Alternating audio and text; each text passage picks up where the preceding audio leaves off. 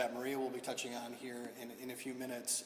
But one of the things that I oftentimes hear about from our visitors, especially when they're here for a Packer game, is how clean the community is and also how welcoming things are. And so we're combining a couple of those impressions to really, beautify the community. Just a couple days before the draft is in the city of Green Bay here, with a large-scale community effort requiring a number of volunteer partnership between the city and our Conservation Corps to put our best foot forward to celebrate Earth Day and to make sure that the community is looking fantastic as we have hundreds of thousands of visitors coming to the city of Green Bay. So I'm going to turn things over to the rest of our partners here. Next is somebody who you all know very well, our former chief of staff in the mayor's office, but the current state representative for the 90th Assembly District, and also somebody who is really instrumental in bringing this AmeriCorps partnership to the city of Green Bay initially, Ahmad Rivera-Wagner. Thank you. Good morning, everyone. First, I want to just thank the mayor, whose vision and dogged commitment to history.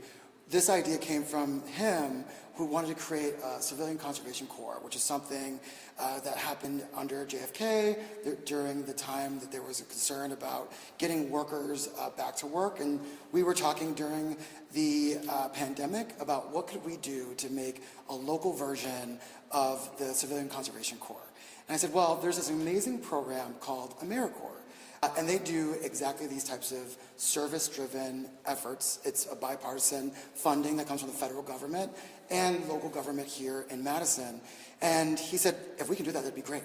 So he, as what is amazing about his leadership, he said, go ahead and figure it out. So next thing you know, we got a grant, wrote a grant for the first ever municipally run conservation corps in Wisconsin history. And we won that grant.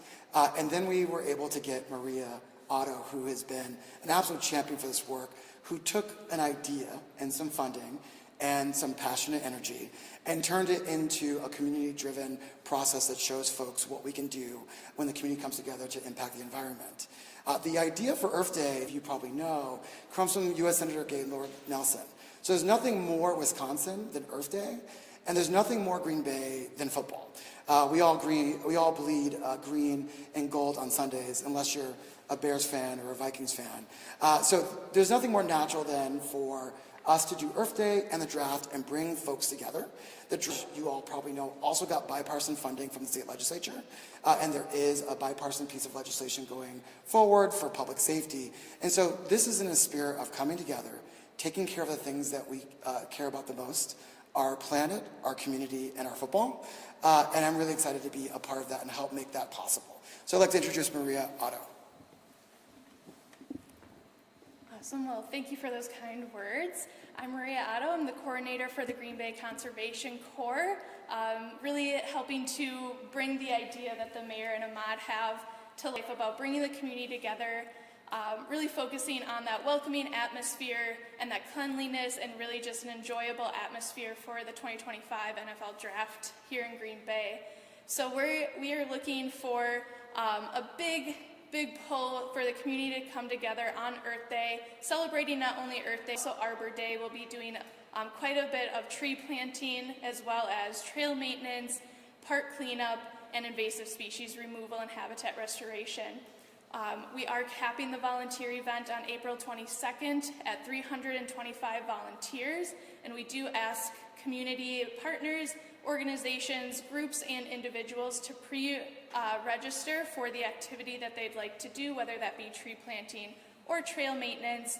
Those activities will be here at the Wildlife Sanctuary on Tuesday, April 22nd, which is Earth Day, right before the NFL Draft starts on Wednesday.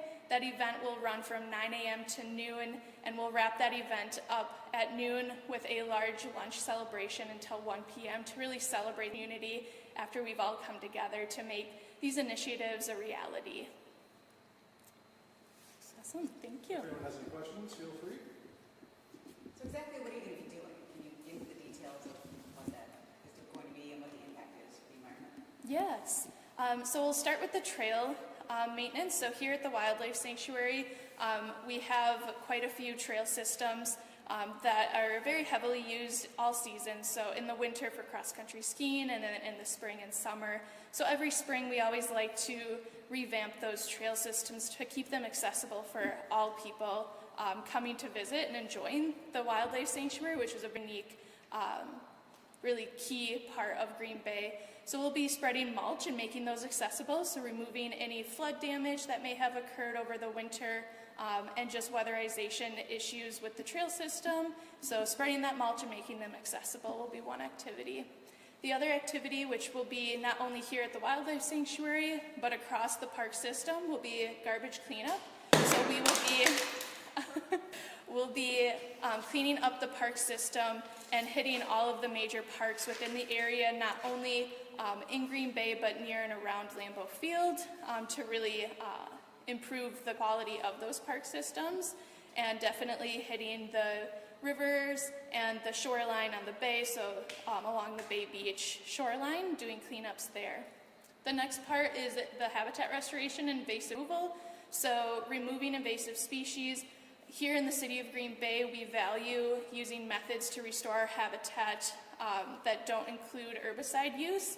We use herbicide only when absolutely necessary. So when available, we like to use the community to come and lend a helping hand to hand pull invasives so that we don't have to use those invasives.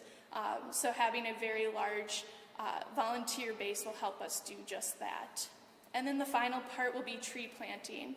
We'll be planting trees here at the Bay Beach Wildlife Sanctuary and on the west side at Perkins Park as part of the Perkins Park Master Plan. So we'll be planting nearly 100 trees on that day to celebrate Arbor Day, which happens to fall on that Friday during that week, but doing it all in one day. With something as big as a draft coming here, how important is it to put your best foot forward and give the best impression of the area to visitors? Yeah, it's an immense opportunity for us. We've got a couple 100,000, if not more, visitors coming to the city of Green Bay for the event. We have millions more tuning in on TV and online, and so it's really a unique opportunity, the first in our city's history, to have this chance to really display what Green Bay is all about, which again is bringing people together for a good cause, taking care of our environment, and just being the welcoming, open community that we always are. And so really looking forward to people within the community partnering on this event with our Conservation Corps, with Green Bay, with Ahmad, and hopefully some of his fellow representatives down in Madison, to make Green Bay, to put our foot forward in the best way possible, representing everything that makes us proud and makes us unique. Have you ever done anything this big before?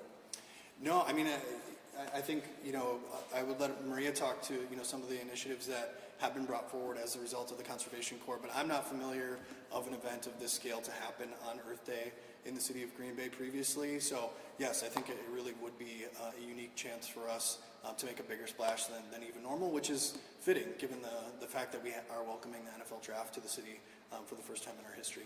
The city has hosted previous Earth Day events, hasn't it? Yeah, for sure. I mean, it's something that we customarily come together on.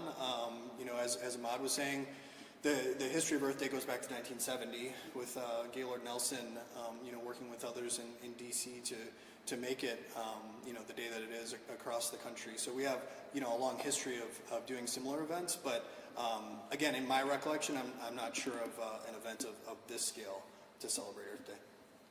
And it's how much bigger is it going to be compared to previous events? We don't do like a formal event on an annual basis. Conservation Corps has done some, so I don't know if you want to speak to like the typical Conservation Corps event. Yeah. So the Green Bay Conservation Corps was established in the fall of 2022. So we're just in our third year. So that's what I'll be speaking to for our history. So we do an annual Earth Day event each year. So that is always a volunteer-based, usually focused on that invasive species removal. And previous years has been about 50 volunteers strong. And we've changed how that looks from year to year, so this is going to be significantly larger of an undertaking and allow us to do a lot more activities, not just invasive species removal, but also that garbage and that tree planting along with trail maintenance. There's space for how many volunteers you were saying? 325 is what we're capping it at currently for our capacity. Is there like an age range? Any age is welcome. If the volunteer is under the age of 17, we just need a parent to sign off on the volunteer waiver beforehand. Is there a cost of what this altogether would cost? Yeah, that's a great question and gives us a great opportunity to really highlight the partnerships that we have on the state and federal level. So we are an AmeriCorps program funded federally and through the state. And this volunteer opportunity came to us because we got additional funding through what's called the Volunteer Generation Fund, which was awarded to us through the state from federal funds. Those funds are meant to increase volunteer capacity for organizations, and so we had a grant that was about $18,000 grant in order for us to increase our capacities with equipment and just allow us to host such a large number in one place at one time. You received all the money? Yes, we did, and then we also received some personal donations as well to increase that above and beyond. So this is continually getting more and more support, and so we're seeing more and more funders want to sponsor and want to partake in this very large volunteer event. Additionally, with that Volunteer Generation Fund, that will not only fund our Earth Day event, but we also have events the 2 weeks before the draft, during the draft, and after, where we're going to be mapping all of our park spaces and our green spaces, doing quality assessments to ensure that all of our parks and community spaces are equal to or better quality after the draft. So really using the draft as a positive outcome for our public spaces. Not to make you to repeat yourself, but if you could get into exactly what you hope to get out of this. Yeah, so what we hope to get out is to, first and foremost, improve our public spaces and make them more inviting.